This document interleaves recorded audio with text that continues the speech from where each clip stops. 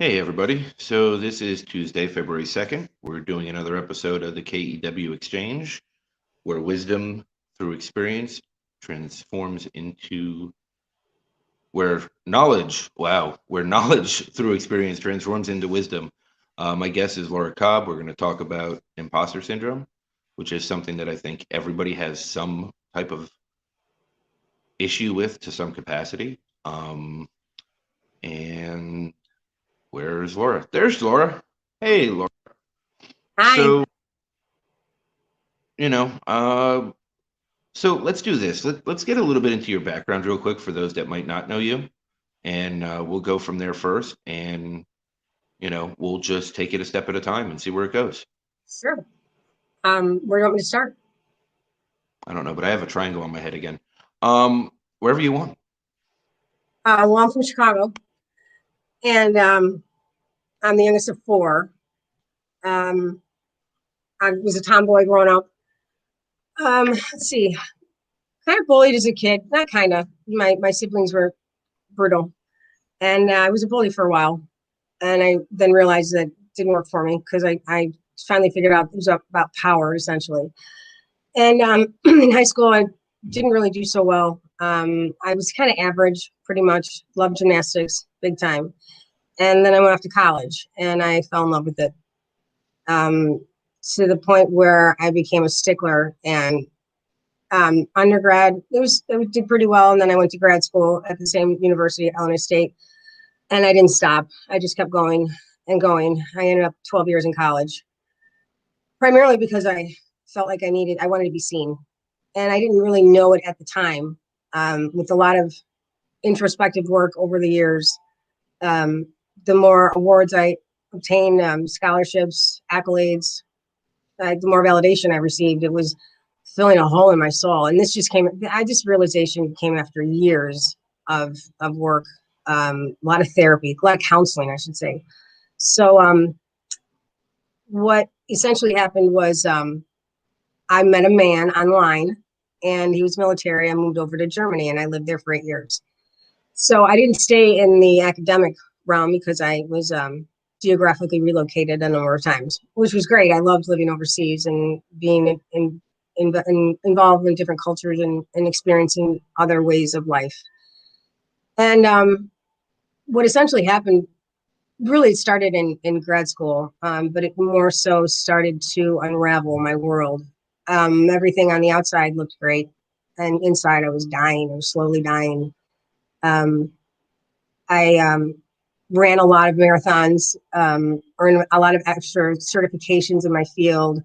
I was the president of an international association for counseling, and I worked for the Pentagon essentially for a program called Family Advocacy, in which my position oversaw the European footprint for a program under Army Community Services, Family Advocacy.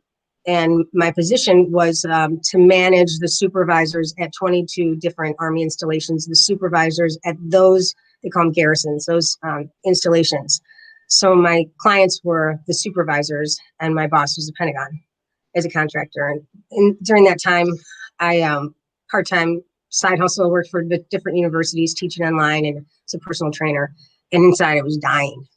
I literally had to have pretty much every moment of my day scheduled and full because I was afraid to sit with myself. Uh, Eating disorder just demonically just took hold of my life, and it was so much to the extent that I I ended up in rehab a number of times and just had issues with alcohol as well. And it was just, nobody knew. Well, I mean, my loved ones did. They knew something was wrong. But the great thing about it was that I was overseas. And so my family couldn't see me. Um, and then it really took over. And the crazy thing about it is that the more I achieved, I call it the achiever's curse. The more I achieved, it was fleeting. The more I earned, the more I won, the more success I had. It had me. And so with every single additional thing that I earned, I thought I earned, it wasn't who I was. And I had no idea who I was. So ultimately, I beg your pardon, moved back to the States, had a son, and within a span of about, I'd say 6 months, everything that I ever wanted, I achieved.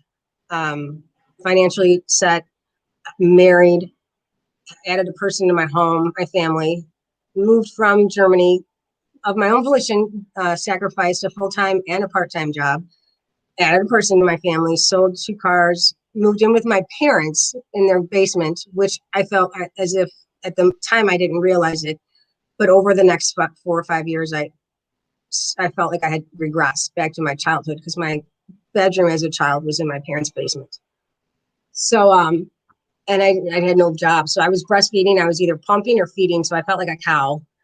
And the alcohol and the eating disorder just completely ravished my entire world. Uh, So, so let me ask you something. Like, even when you were fighting for the achievements and when you were fighting for all those accolades that you were receiving, um, did it become like a vice to you? Was it like to cover up everything else? I mean, what was beneath it all? Like, what were you covering at that point? Did you even realize it then or no? I did not realize it. I I wasn't trying to cover anything necessarily. More it was I was just trying to fill myself up because I felt I had nothing in me, and it was it was self-imposed, somewhat self-imposed pressure. I allowed the wow, you're amazing, and I'm not. I'm a fraud. And that's what I'm thinking inside. Or someone would say, look at all you've accomplished. How did you do that? And I would downplay it and say, I sat my butt in a chair for about 12 years, listened to some people talk, and wrote a dissertation. It was hard work. I mean, it was. I was at when I came back to the States right before my now ex-husband filed for divorce. I was about 87 pounds, and I was about 5 pounds from death, literally. And in retrospect, I can't even imagine my. I mean, it blows my mind when I think about it. Literally controlled me. More so the eating disorder.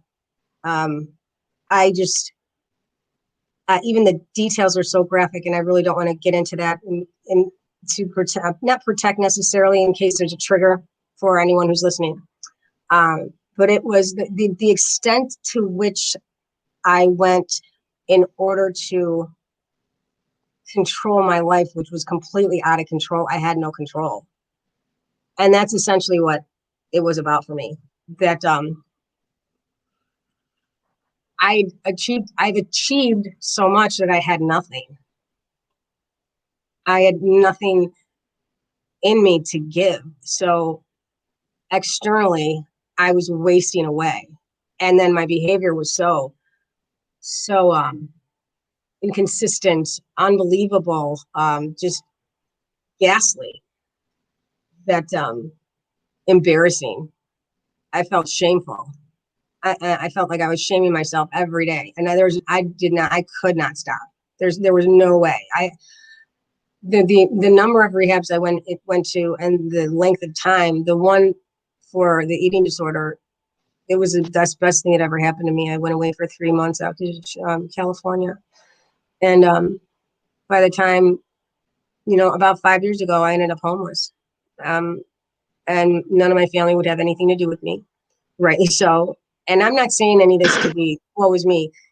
It's literally to the point of everything was great, and then it wasn't, and now things are so much better than I ever dreamed. So, okay, so let's take a step back real quick. I mean, I want to dig a little bit deeper just because that's just me, right? Like that's just who I am. Right. So, when like I've had my vices and I talk about it all the time, right? Like I've always tried to fill my cup with vices so that I avoided myself in every way possible. Zero self-worth, zero personal value. I didn't see any value within myself at all, right? And for me, that was what I was always trying to fill up from outside forces. Um, Now, granted, it took me 41 years to figure that out, but that's okay, right? And I'm looking at this, and your journey and your path that you've gone on and the vices that you've found, right? It could have been anything. It didn't matter that it was an eating disorder in this case, right? It could have been more drugs, more alcohol. It could have been sex. It could have been anything. So, and I pretty much covered the gambit, except for eating, right? Like I don't have an eating disorder, obviously, unless it's overeating at times. But um, like I look at this and it really comes down to self-worth. It comes down to where are we going wrong in not instilling self-worth as youth, as kids, right? And I want to take this conversation a different direction because we can talk about imposter syndrome for weeks. And most people would either see it or not see it, right? You're either going to recognize it or not, depending on where you're at in that stage. I want to look at this from a different perspective because what I think we need to do is overhaul how we teach our kids to find their own value, to be able to see their value, feel their value, understand their value. And I think that would be the difference maker to me because devices are only vices because we're trying to cover up how much we feel like we're lacking. And it could be, I don't want to sit in a room alone, so I'm going to find a girlfriend, right? And I do that many times. I don't want to be alone, so I'm going to go hang out with friends and pretend I'm okay and still feel alone, right? Which we've talked about it at length also. But it was all because I didn't see my own value. I didn't have any worth. Um, at what point did you realize, right? Like I understand in the middle of sickness, right? Like in the middle of my addiction, at some point I knew what I was doing, that I was trying to fill cups that were just empty. Like at what point in yours did you realize that you were trying to fill empty cups? That's a great question. I think I knew that it was pretty awful when my husband deployed to Iraq for the first time. So that was in the early 2000s. And so I battled this demon. I call her Anna for a long time. And I'll say that it just it's one thing to say I was alone in a foreign country and the cohort that I was affiliated because he was a higher ranking officer and I was married later in life and he was older than me. So the people with whom I interacted with, they had children, the wives, most of them were not working. And I lived in a very rural town. Our town didn't even have a stop sign. The bakery was on wheels. And I was working and I was president of such and such association and working on a yoga certification that was very in depth and it wasn't just like a weekend thing. And so that's the thing. I couldn't sit still. And I knew something was wrong. I just didn't know the extent, of course, to what lengths it would take hold of me. And because I was garnering so much attention, which is essentially when you say when it goes back to childhood, I vehemently agree with that wholeheartedly. I mean, my PhD is in child development and family studies. So, I mean, if you look at my profile, read between the lines a little bit. Um, Growing up, I didn't feel seen or heard. My my brother was the fun one. My sister was the pretty and popular one. I was the cute one. I was Bubbles or Cookie, and everybody's you can do anything, she'll laugh. And I learned early on that to please others, then I could get what I wanted, not necessarily attention. Mom, are you around? Dad, can you see me? And it goes back to what I often say is that wholeheartedly in my life today, and I know that now as a child, Toni Morrison says, when you walk into the room, when a child walks into the room, do your eyes light up? And I only knew how to achieve highly and please others and be completely restless doing all of that I thought that I got that. I was able to be seen. that doesn't end up working so well as an adult, because if I keep pleasing others, there's nothing left of me to give. And in addition, I get irritated and PO'd because they're not responding in kind. So I'm sitting with my funk and my anger and my resentment, and they don't know. I'm letting them rent space in my head, and that doesn't work so well. And I keep achieving to try to obtain those things. And as a kid, oh, you got another A, way to go. And then, then it becomes normative for me to do so as an adult. It's just that's what they expect. And so, heaven forbid I do anything less. So then I have to do more. And I'm a stickler to make everything perfect. And if it's not perfect, then I'm kicking myself. And if it's not perfect, I judge myself, because my judge, she'll sit in the corner and who do you think you are? You're nothing. They're going to see right through you. So I totally agree with you that I think it's a foundation of these things that we have to do as children in order to be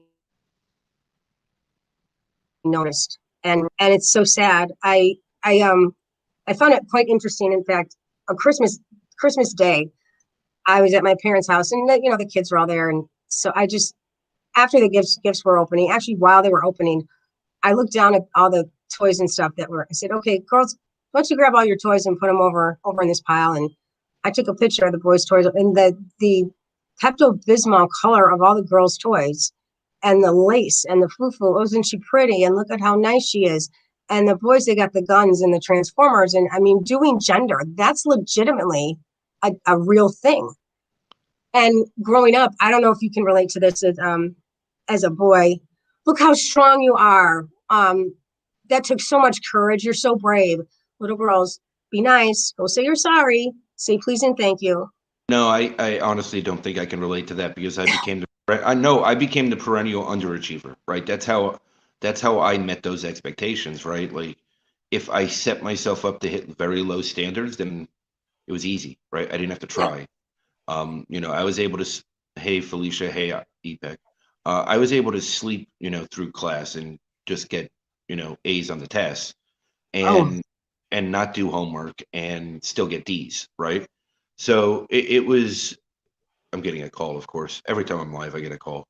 Um, so like for me, it was always going to the other extreme, right? It was finding that low bar to set because I made myself the black sheep. I looked for trouble. I hmm. wanted negative attention because it was the only attention I thought I was okay with. Exactly. Any attention is attention, whether or not it's negative or positive, and even negative and positive. I don't like to use those polar extremes. It's not necessarily a dichotomy. Um, I find it interesting. Black sheep, white sheep. White is, and it's even a racial thing. The black sheep of the family, the white sheep. Okay, the achiever. It's so it's so interesting that I find it even now with COVID that I hear often from family, loved ones, and I hear in the media too. People are freaking out. The parents that people are falling behind, and then what about their schoolwork? Everybody is. Right. So it's not just like what child's going to fall behind. It's just that they're all on the same page, unless you have. I mean, on a cultural, on a societal level. Meaning that I'm not to say that a child doesn't have a special tutor come in, and both parents are at home. I mean, think about the rates of domestic violence that are going up. They call it the shadow pandemic. I Yeah. experienced that. I experienced that a year ago. Nobody knows because Right. it's not seen. And people are in this pressure cooker. And then the children are seeing it and they're taught this is what mom or dad, or mom and mom, or dad and dad, this is what they do. Um, and that's not helpful. So growing up, I think it does lay the foundation, and it literally starts when the kid comes out of the chute. I mean, what beanie do we put on the child's head? Yeah, it's to indicate gender. So we do gender. Sex is biological. That's the genitalia. That's the reproductive system. Gender is what we attribute to those body parts that are affiliated to that masculine or feminine concept. This may be going too deep. I Well, don't. I think you're hitting good points, right? And that goes back to labelism, right? Which I'm firmly against any type of label. I think any label destroys society, and That's why when people say things about me, I kind of shrug it off because I don't like to define myself by labels. I'm me, right? Like I'm just me, whatever that is, and everything in it is, and I appreciate myself and I love myself and I'm in love with myself and working on unconditionally loving myself, right? And Yeah. that's a big process. But Yeah. I'm just me, right? Like everything that I am, spiritual, physical, mental, emotional, I'm all me, right? And I'm learning to appreciate that spectrum that I cover, right? Because I cover extremes in most of them Mhm. because I'm an extreme personality, which is good and bad, right? And then what I'm also trying to do is lose expectations upon myself because the Sure. minute the minute I could lose expectations upon myself is the minute I don't have expectations on others, right? And I'm getting better at it. I'm getting a lot better at it, right? I guess maybe because I was the perennial underachiever, it made it easy to break that one. Um, but like I've always been good in business. I've always almost crossed the plateau of enormous projects, global things coming through to reach this promised land of something called success, right?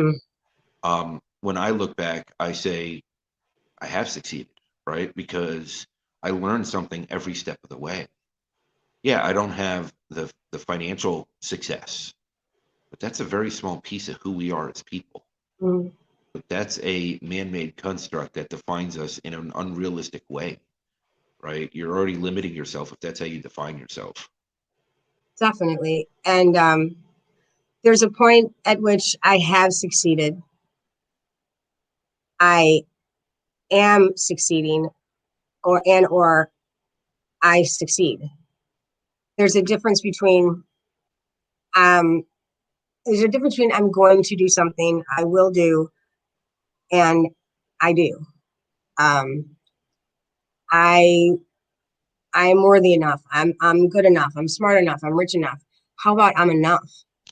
Because there's comparison is the death of joy. There's always going to be something or some other thing, anything that it is. And when I get caught up in the way that it was, that led me to where I'm at. And the only place I can be is me in here right now. And it sounds cliche, and people talk about be here now. Literally, and then I hear people talk about, and I've said it too. Save for a rainy day. Got to save for a rainy day. Yeah, you do. At the same time, I gotta live. I gotta pay rent, and I'm not. I mean, really, what gratification do I have when I go out and buy a high ticket item? It's fleeting. I'm putting some object on my identity. I'm But grateful but I to have but I I'm grateful to have a roof over my head today because I know I'm in Chicago. I know what it's like to sleep outside right now in this weather. I but know what it's like to sleep with the rats. So but success for me is actually I need help. And that's so hard for me to ask because what does it mean that if I have to ask for help, that means that I'm lesser than. And in addition to that, actually Brene Brown helped me realize this is that if I have a difficult time asking for help and or if I have a difficult time accepting help when it's offered to me, what does that say about when I obtain joy from helping others? right. Where's that subtle little disconnect there? There's the dissonance. So I'm truly working on that because I need help a lot. And it's so hard because am I feeding into the imposter syndrome? That's the conundrum. Well, I think anything with instant gratification is fleeting, right? Oh yeah. Anything that you don't put the Well, work in for and that you're trying to just fill a void is fleeting well, because for example, you got to eat. You got to have some water. Although, well, do right. you have to But have it right that moment? well, no, I mean, look, there's essentials that you need, right? Like there's essentials to living, but Right. anything that you use to fill a void, right? Which leads to increasing in imposter syndrome, which is why we don't believe in ourselves, which is why we create these facades for people to see because we're uncomfortable with ourselves, right? Well, We're not comfortable in our yeah, own skin. I think it might be that some people want to be seen, and so they engage in. Um, initially, I didn't. the education, I didn't know that initially I didn't do it for that purpose. It's just in retrospect that it became that. I mean, I don't know how many people take their first drink with, I'm going to be an alcoholic, damn it. Oh, sorry. I don't, this is how it's going to happen. And I'm going to go out and I'm going to eat this Big Mac and I'm just going to keep eating Big Macs until I get an eating disorder. Or I'm going to go hit somebody and I'm going to be an abuser. I think there's a certain, like you said, there's a certain threshold where it just takes over. And that's the thing about control, is that to use anything, people, money, food, whatever it is, to gain control, it starts to control us. That's the baffling circumstance around addiction in any form. Even trying to present and control our presentation of self. Yeah. That by itself is an addiction. Yeah. I mean, it all feeds into it, right? Mm-hmm. And that's the reason that imposter syndrome is so huge right now, is because people feel lost. They don't know who they are anymore, right? They just don't, they're not doing the work. They're not getting Right, to the core. And then once they do start doing the work, they don't feel comfortable sharing who they are. right, and Because it's hard. It's too hard. right, as a society, we have these stigmas and labels, right? And I mean, I'm going to be blunt, right? Like a man can go sleep with 100 women and it's a hero. A Mm-hmm. woman can sleeps with 100 men, she's a whore, right? Mm-hmm. So, and this is the stigmas that we put upon people.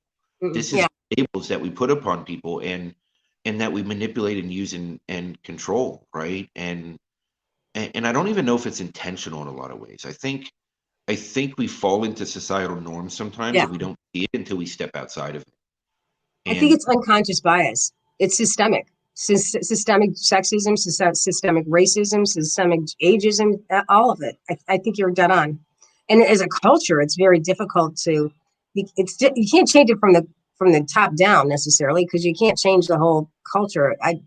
My approach was more so of grassroots. For example, I wrote my dissertation on stay-at-home dads from a feminist perspective, meaning I wanted to study men who are fully engrossed and engaged in a traditionally feminine role, in order to encourage a shift in cultural awareness, social awareness about alternative ways of being. Just because you're a man does not mean that you can't nurture.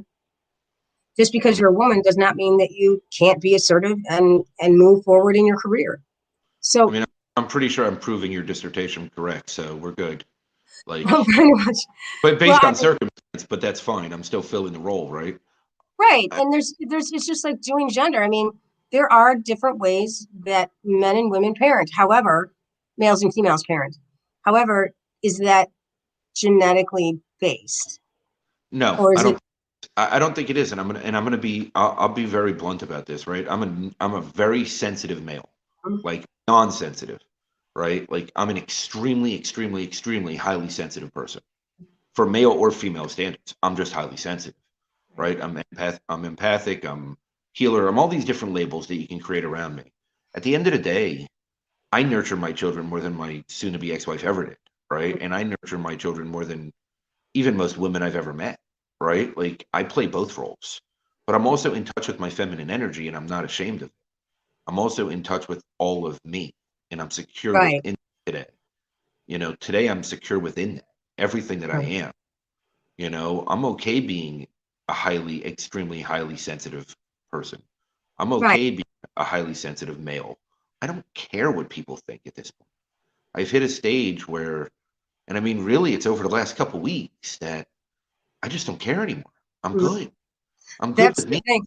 That's the thing. It's so interesting. I once heard about, not heard, there. There's a researcher. His name is John Gottman. He has a love lab out in Washington State, and he developed the four horsemen of the apocalypse, and he can predict with about 92% seeing a couple in his love lab. It's like a hotel room, and there's cameras on them, and then they're interacting, just the two of them in the controlled space. Within 5 minutes, 92% accuracy, which ones are going to divorce, based on what he was like factor analysis. These four horsemen, and The number one indicator was contempt. There's criticism, stonewalling, contempt, and stonewalling, contempt, criticism, and objectifying. And holding someone in contempt is just, it doesn't even have to say anything. It's just that look like nothing, you're nothing. And putting labels on people, like you said, it's so interesting that we can assume that we know when we assume that what we see is true and real. That's the thing about communication, that it takes two people or multiple people to have a communication with one another. And that's what is so hard about it, I think, in that, for example, I don't believe in the golden rule. I believe in the platinum rule. Do unto others as they would have done unto themselves. So for me to treat you the way that I would want to be treated, well, if I take on a feminine role, see, that's the thing. I'm taking on a role. I take on a role. I assume that role. That's not me. I'm But doing why? gender. But Then why do we even have to assume either role? Why I'm can't not it just saying, be? I'm agreeing Can't with you. Yeah, can't we it just don't. be interdependent to where both sides just Yeah, thrive and fill each other's gaps? yeah, we Like why? can. Sure. I mean, Like why? existentially, philosophically, we can. What I'm saying is that when we do that, when we assume the other role, that's what I'm saying is it takes communication for me to really get to know who you are. I need to have a dialogue with you, and that's hard work. I don't Yeah. want to. For me, I want to get to know who you are, not to make an assumption about what you are or who you are based on what you do. For me to take on a rule, I need to actually converse with you and say, and find out who you are if you're willing to open up and let me. So See, there's so many levels to this. and that's funny, right? Like over the past few months, I identified my core values, and the more I keep working on it and realizing it, clear, blunt transparency Right. is the biggest one across all my levels, right? Like I created 4 levels, I broke it down because I'm all analytical. So I needed to look at this from an analytical perspective. I needed to break myself down. But the one common theme is, honesty and clear, blunt transparency. I need it. I don't care So what the facts are. I just need the facts because my intuition is so strong that I'll know when you're not telling me facts. And then I right. start questioning myself because I want to believe whoever it is, right? And I Yeah. want to have that trust and I want to create that bond. So Well, I that's lean connection. towards, right. I lean towards that connection, Yeah. but then I start second guessing myself. See, that's the analytical mind. That's the stickler. That's the hyper rational. It's And it's a we it's can a good we can thing. It's a good we thing I'm can not ration, analytical. we can rationalize ourselves out of anything. The body, the visceral knowing.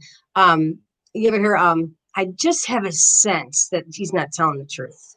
Hmm. That's a sense. That's tactile. That's taste, smell. That's a feeling. I live there. Yeah. And so I the live in that sense. thinking, monkey mind and jumping, and I gotta figure this out. I don't have to figure out nothing. My body knows viscerally from my core. I know something's not right. I feel something's off. I don't say I know something's off. I feel something's just not quite right. Yeah. That's the intuition. So for Right. me to stay, because I can analyze and hyper rationalize until the cows come home. Seriously, getting in conversation with me about logic and rationale and all that, bring it. I'm not saying you.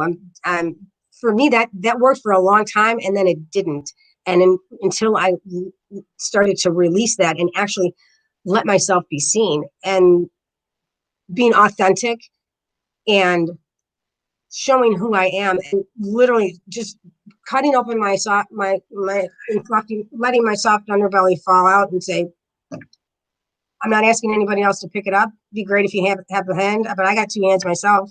The only way that I know how to be now is to be transparent. In fact, and I don't have shame about my past anymore because I've shared it so much now. No one's got stuff on me. No one's got dirt on me. No, Nothing. I I no, got I don't have nothing. I I don't have love that freedom. there is not a single skeleton. There's just not for me, right? Like It's a beautiful there's thing, because you got nothing to hide. That no, no one can hold anything over me. no. Isn't And, it's and that's so freeing? That's so freeing. When I allow myself to be seen, it literally is freedom. And there's so much fear, initially for me anyway, there's so much fear about it. that now it's like, I don't even, okay, we don't come, we have no plan. Bring it on. We talk about whatever you want. And this comes up. Bring it. Yeah.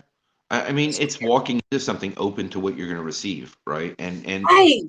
And it's not about how the other person responds. It's being no, open and transparent because there's no expectation. right. And that's the thing though, that it really needs to be transparent because I've really leaned into my intuition and stopped doubting myself over the last couple of weeks. And as I've made this huge step, because that's an enormous step for me. I've always led with my heart. I've always led with my empathy. I've Right. always led with that side. And Right. now my intuition is carrying that forward. And then I fall back into the empathy, right? I think your intuition is your heart. And being an empath, you as an empath myself, I sense, I feel something's not quite right. I see you. That I see you. That's not my thinking. I don't think you. I see you. I feel you. Right. And for me to know someone, I don't know how many. I mean, the first time you and I talked on the phone, I didn't know you from Adam or whomever, and I'm all okay. Go deep real quick. Don't you love those? Don't you love those conversations where you've never talked to the person before, and you're like, "What? Where have you been?" Like, Yeah, and just and I it's just have like it's 10 of I those a week. get goosebumps, right? It's just like Yeah. yes, and you just know, and no matter what, you'll always remember. There's certain points in your life, I would imagine not your life, in my life, where I'm like, I will never forget this interaction with this person. I will know where I'm at, what we talked about. Where those are spiritual moments for me. Being in spirit, Hmm. especially when I'm inspired by like what you did over the 12 days, the 12 days of You're Not Alone. I mean, Yeah. that was inspiring. I was in spirit. I felt that was a spiritual thing for me, a spiritual experience over the course of days. Thank you. Yeah. I mean, and you joined us one day, right? And Yeah. look, I'm just me, right? Like Mhm. all I can be is me. And what I've realized over the last couple weeks, again, like this last couple weeks has been an enormous breakthrough for me, is whether I'm enough for somebody else or not, it doesn't matter because I'm damn well enough for myself. And if they And got a problem with you, who's got the problem? well, no, but it's not, and it doesn't matter No, who it's you. does. No, no, no, but That's it they doesn't do. matter. But, They have but, the but, problem. but stop for a sec. It doesn't matter if they do or not. It's not my problem. Exactly. So Exactly. it doesn't matter if there's a problem. I don't care. It's That's what I'm outside of, saying. I mean, I'm at the point now where I'm all intuition. Like I'm going full in on myself. Like I am fully stepping into myself. I'm fully embracing myself. I'm not doubting myself, and I am moving forward. And it's time. Right. I've tiptoed around this long enough, right? Like So being I'm an just intuit, you are into it. literally yes in Being an every way. intuitive, you are into it. Yes, 100%. And I love your play on words. Well, You're I do that. Give me a it's break, man. it's It's like 12 it's a 12 years it's of who I study. So am. It's just it I, makes it's, sense. it's awesome. I love it. You're gonna bust out in song and dance soon. I know it. I I can feel it. sing. I have confidence. That's my favorite song from Sound of Music. I would too. I don't have a great voice, but I have conviction. I can't sing anything. I don't remember names of songs. I I barely have find music. confidence. You want me to do it? I don't care. I'm live. I'll make a. Hey, I will. go for No. it. It's imposter syndrome. Get over it. Do it. I have confidence in sunshine. I have confidence in rain. I have confidence that spring will come again. Besides which you see, I have confidence in me. Strength doesn't lie in numbers. Strength doesn't lie in wealth. Strength relies in peaceful slumber. When you wake up, it's healthy. All I trust, I all my heart to. All I trust, I call my own. I have confidence in confidence alone. Besides what you see, I have confidence in me. That's one part of it. Well, there you Bravo. go. And you do have confidence in you, and that Yeah, just proved it. I just No, can't believe I did that. why? Why not? Who Raindrop cares? roses. I love Sound of Music. But you're being you. That's all that matters. Yeah, my cat gets scared sometimes, but that's okay because I run around my condo and we have fun and we play tag. And I'm a child at heart. I mean, not childish. I'm childlike. I have So, moments of being childish still, but I'm pardon? working. I have moments of still being childish, but I'm working on it. It's okay. We're all a work in progress. So when you work with somebody and you work with a lot of people with imposter syndrome, right? Mhm. That's like your main thing. Like That's that's my your thing because I that's know your it. that's your sweet spot, right? I Is am you my niche. right. Well, I think that's where we all default, right? Right. I do agree with that. Mhm. So where do you get started with somebody? Like, what is your starting point when you start communicating with somebody? Right. Well, the first thing I do is I have them. It sounds kind of cheesy. I literally have them take an assessment. And there's a program that I work with right now. It's called Positive Intelligence. And there are certain ways I was alluding to earlier, ways that work for us as we're children that end up not working for us because we go to extremes with it. And essentially it ends up being self-sabotage. And the assessment that I take takes like 5 minutes, literally. And it's based on the work by Shazad Shareen. Um, is a lecturer at Stanford and TED Talk and book, etc. And literally every single person has a judge saboteur. It's what, and there are 10 other saboteurs. For example, I'm a pleaser, I'm a hyperachiever, and I'm restless. And not necessarily everyone has all of them except for the judge. So the judge is like our primary, and there's like these shadow selves in the background, my accomplices. And the reason why there's the research, this is empirical scientific research, is that there's a research methodology called factor analysis. And without getting into the minutia, it can break down any type of theoretical proposal proposition down to just the bare basics. And the greatest example that I've heard about is there's three primary colors. Every single color that you can possibly imagine in the whole entire sphere, the millions of colors can be broken down to three primary colors. And what factor analysis does for our saboteurs is break them down into 10. And they work in conjunction with each other. It depends on the circumstances with which one finds himself. And like I love that you said earlier that judging myself, judging others, or I judge the situation. For example, our saboteurs, they get into I'm an idiot. I can't believe I did this. What was I thinking? For me, I have to please so and so. I want to get what I want, and I don't necessarily do the pleaser to cognitively to say I'm going to get this. I want to get this, so I'm going to do this for someone else. But essentially, it works in overdrive, and it's unconscious. That's the thing about it. And we're trained growing up as children. We're not born with this stuff. It's socialization. This is nurture. It's not nature. And what happens is we judge ourselves, we judge others. How could they? I can't believe that person did this to me. What's the matter with them or the situation? COVID, this stinks. I can't do anything in my life right now. I want it back the way it was. There's a control part. And so what happens is they end up not working for us in any realm, literally anything that you can think of in your life. Like for me, it's imposter syndrome, someone else's niche. Let's say, you can see a janitor. Why aren't they being productive? Or why a business person and everything has to be just so. They're a stickler. Hyper rational. I can talk and analyze. I can be philosophize about anything, and they're just going to stay in there. That's not that's just the sabotage coming in. And what happens is that there are, like, we go to the gym, right? Everybody knows about physical fitness. It's a big thing right now. And emotional intelligence, physical intelligence, emotional intelligence, and then we got positive intelligence. And that's the mental fitness. That is when we go to the gym, we do some reps, right, to strengthen our muscles and emotional intelligence. We communicate with others, and maybe we take a risk and allow ourselves to be seen a little bit. Just let it all out, because that's like emotional vomit. You don't necessarily want to do that to somebody, because then they're like, "What? I can't take it." Just little baby steps sometimes, and then you figure it out. Because if you go to the gym and you're working out with weights, if you do too much, you're gonna get hurt.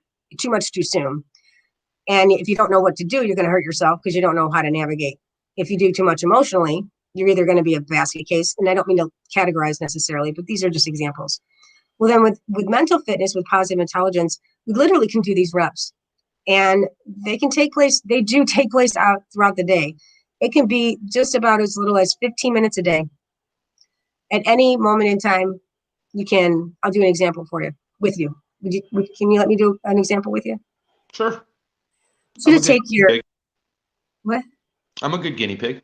So I want you to take your index finger and your thumb and just Is that these bear, two? yeah, That's these two? Okay. I just just, wasn't sure. I mean, have to just, make sure. Yeah. you could do any, just as an example, No, I'm doing this. just barely, with the lightness that you can just barely sense and feel the ridges, your fingerprints, without pressing, just letting them rub Mm-hmm. along one another. It brings you back to the sensation of touch, just for 10 seconds. Mm-hmm. When a stressful moment comes in that you anticipate, maybe you're going in to give a speech or you're getting ready to go on air. It's not saying that you're nervous. There's this anxiety that, or you're giving a speech. There's a little bit of anxiety that might take place. Okay, coming back, and it's not meditation. There's this connotation about meditation that I have to get 20 minutes in and I have to go Om Shanti, and then I start judging myself. Why are my thoughts going this way? Why can't I just sit still? And then that's the judge, because there's an expectation. I have to do 20, 30 minutes in the morning, and then it gets more, and it has to, if I don't have clarity within those 20 minutes, that's the judge. That's the stickler. And Felicia, so, we were just talking about this morning. Anyway, go ahead. so that's the simplest technique. You can do it anywhere. There are so many others. For example, if you were to, for a moment, there's silence. Just notice, just through your nose, just take maybe 7 deep breaths in and out through your nose slowly, and just notice how the air transitions into and out of your nose. Notice the temperature of the air coming in and the temperature of the air moving out. 10 seconds. That's mental fitness. They're PQ reps. They're called. It's a positivity and quotient. So okay. So how do we have to work on our mental fitness through our saboteurs are going to try to sabotage us. Then we have our sages. Now, there's actually within ourselves. There are 5 different sages, and these are like the Jedi's. We can't call them Jedi's because that's copyrighted with Star Wars. Essentially the same thing. That's our wise self. And so we have an innovator, we have a visionary, we have activity, we have empowerment. There are 5 stages upon which we can call. So when I hear my judge, depending on the situation or the circumstances, and I know that I'm procrastinating, I'm a stickler, and I want to hyperachieve. So I'm procrastinating. It's this proposal that I need to submit, or the document I need to get to you. It's got to be perfect. Okay, when is it good enough? And I can tell when my stickler comes in, and it's got to be hyperachiever, the best ever, perfect, and the best ever that's ever been seen everywhere, anywhere in the world, in the history of the world. That's my stickler coming in. And so I have to activate and call upon my sage and say, okay, how is this working for me right now?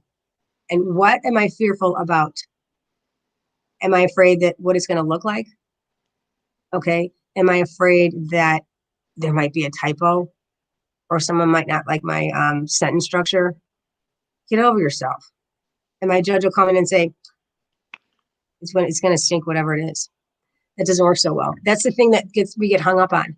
For example, at work, let's say if you're a controller, you want to micromanage and have every single thing work out just to be perfect. Okay, well, and then if you get resistance from a client, well, that's the only way things get done. Okay, but what if things got done where you didn't control everybody else, and then you actually had a more productive relationship with them, and they wanted to work for you and with you, and then they wouldn't sabotage the entire project. And or knowing that if we quote unquote screw up, that's necessary in the sense that you'll know what to change in the future. For example, if you place your hand on a hot stove, how long are you going to keep your hand there? We need that sense of touch to say, I don't think so. And or what if you drink cup of dish soap, which I did at third grade.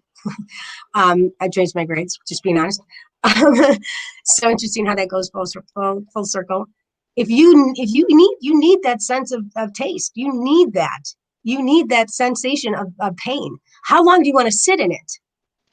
So if you're a stickler, how long do you want to stickle and never move forward? How long do you want to keep hyperachieving and try to keep achieving? And you know it's never enough. When is it good enough? When is it enough?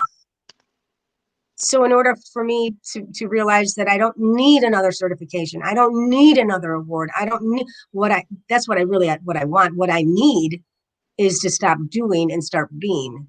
And so Well, that's when I hear my saboteurs come in, I stop a moment, listen to my sage, do some PQ reps, and then things usually turn out pretty well.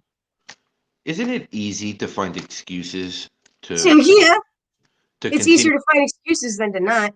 to chase what I call chasing the dragon, right? You're chasing that Mhm. fix. Yeah, One way or another, whether it's a drug, a drink, a totally. sex, porn, I mean anything, right? No matter Mhm. what it is, food, right? Not me, obviously. So again, I don't have a food issue. Fast food issue, maybe, but not food issue. Um, but like you're chasing something to fix it. You're gonna make it any excuse you Mhm. can, and some things are easier to make excuses for than others, Totally, right? totally. Everybody, being patient and finding ways to be grateful for ourselves Mhm. and finding gratitude in being and Right, sitting right. with stuff is nearly impossible. It is nearly impossible. That's But why but when you do these reps, when you're more used to doing it, it but doesn't but the become as reality stressful.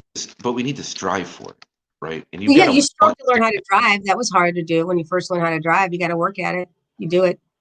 I don't remember that. That was a lot of drinking ago. Um, like kind of in those blacked out years from 10 to 26. But um, like I look at it and like whatever breakthrough I've made in the past 2 weeks has really just flipped my whole thought process, which is kind of crazy. Uh-huh. But I fought everything for so long, right? Exactly. I fought everything. I had to Exactly. wake up at a specific time. I had to do something at a specific time. I had to do this at a specific time. I didn't feel accomplished unless I followed my rigid routine. That's exactly right. You're You know what? hyperachiever. You're stickler. And you know what's Stickler. funny? The last 2 days, I didn't put that pressure on myself. And Mhm. I just did. I just did what Mhm. I did, right? Like, I mean, today I didn't get everything done that I would have done a week ago. But I got to tell you, today I feel amazing compared to how I felt a week ago. That's your sage. Your You sage is there's 5 sages. You're calling upon your sages to actually come in know and say, that's not me. And if you're mindful of it and you're consistently mindful of it, that's like going to the gym and doing your mental fitness reps. That's Well, exactly it. anything but going to the gym sounds good. No, Um, well, I mean, you're making a cognitive choice. A cognizant choice. it- I know uh, it's tongue in cheek. but like there's something to be said for just being, Mhm. and I never understood it. I Right. mean, I had moments of it, right? And I'm sitting here balancing a water bottle on I'm like watching the water because I have this new ring light thing stand for my phone, so I don't know what to do with my hands. So I'm sitting here and I'm just watching the water move back and forth, and it's somehow soothing me. But This is like, the thing that I keep hearing from you. mm, And there's no but. You're accepting. There's no yeah, yes, but. There's not yeah, but. There's always and. And that's a there's no break. wonderful thing. There's no but because you're not rejecting, you're accepting. And even if there's what one might consider a disagreement, 10% of the time, the other person's right. At least 10%. There's something, not that they're totally wrong. Like there's certain political things that have happened that I'm all, no, I don't. There's got to be at least 10% that they're correct because it's their opinion, not mine. I'm not I mean, saying I accept it. right, that's the reality. There's different perspectives, right? So when you're looking at any type of ship, right? Relationship, friendship, Right. family ship, whatever it is, I mean, there's different perspectives. So like that could be a whole nother Yes. episode because the reality is nobody ever sees in the middle. Very rarely, I shouldn't say Really, nobody, but yeah. very rarely sees both sides. Um, When I right? what I keep But I gotta say, I'm okay today. I'm okay with seeing my side and accepting that somebody else's side is okay too. no Right. matter And I what it is. keep hearing this openness from you. This Yeah, acceptance, this openness, this general like chance transparency, this gratitude for sure. I'm Um, I'm different today. I'm different and that yesterday. I'm different. Like something changed. Like maybe you're whatever. different in the last hour. Yeah, maybe. You got some PQ reps under your belt. I It do. only And takes the water bottle wiggling back and forth that I'm just watching the water whatever it flow. is. And it's just, I mean, that's the thing people get hung up on when you gotta meditate in a certain way. This isn't meditation primarily because there's so much connotation about what it has to look like. It's labeled like it's a definition. It's like dogma. It doesn't have to be that way. And that's the growth that I've seen with clients that it literally has changed my life, changed my world. And what happens is when I notice, for example, I'm driving and someone cuts me off on the road, and I'm used to be like, what the matters? What the fuck matters with you? Come on, the road rage. I can stop myself for a moment and say, oh, I hope that in a moment, it's just like, okay, what am I? I hope their family's okay. I hope that their Right. spouse or Right. You loved don't know one. if they're driving to the hospital. You Right. don't know what's going on. It's so much quicker. I don't have to be in that muck. Yeah. So that's what I was talking about my webinars. We talked about the imposter syndrome. Is that how long is that going to serve me? It doesn't. So do I really need to earn?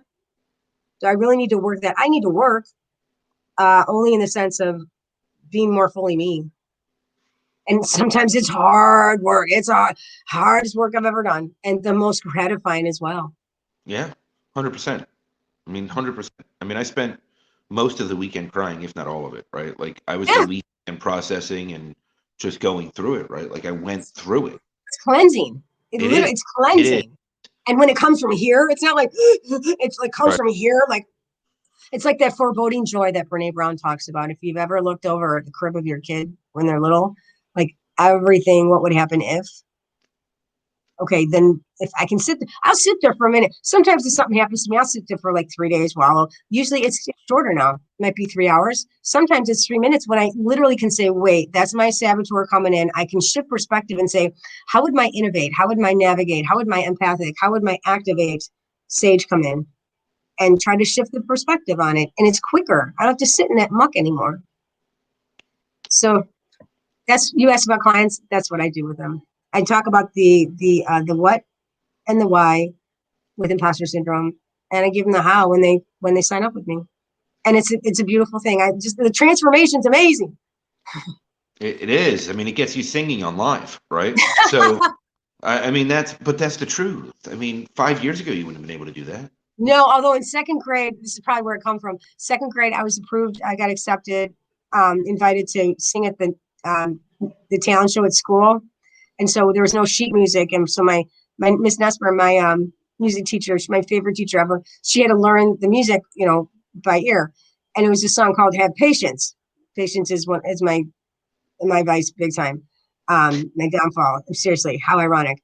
And so the second verse comes around and total blank. I'm in the library and all the seats are pulled around. The parents are there and there's like 50 million people to a second grader. And I totally blanked. I ran off the stage. And my dad comes and gets me. He's like, what happened? Other people's nerves got to me. Other people's nerves got to me. First of all, it's not even accurate. Second of all, for a second grader to say that, just to be aware of that I'm vulnerable. And like now, this probably wouldn't be appropriate for a second grader, only on to the extent it's on their level. That all is well. It's just having the tools, because when we know better, we do better. And I can't do better unless someone shows me how. And then even if someone shows me what their how, doesn't mean it's mine. Yeah, 100%. Well, this has been fun. It's been an hour already, What? and I know that we can talk for at least six in a row, but Oh, honey, I'm we sure know this. You and I know. I'm sure people have stuff to do today. So I appreciate you. Thank you so much, and we will definitely do this again. Thank you for And how can people contact you and get a hold of you if they need your help?